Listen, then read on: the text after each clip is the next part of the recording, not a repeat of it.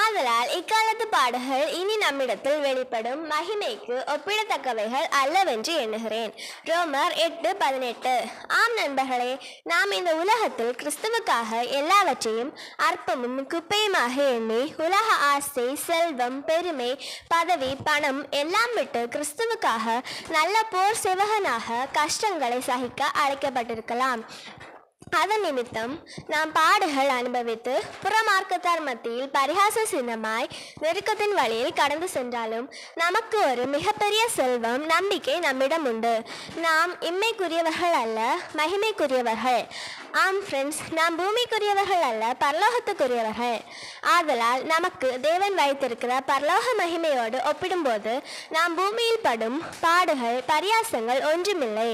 அந்தளவு மகிமையாக, மகிழ்ச்சியாக, நித்தியமாக நாம் பரலோகத்தில் தேவனோடு சதா காலமும் வாசம் செய்ய தேவன் நமக்கு உதவி செய்வாராக.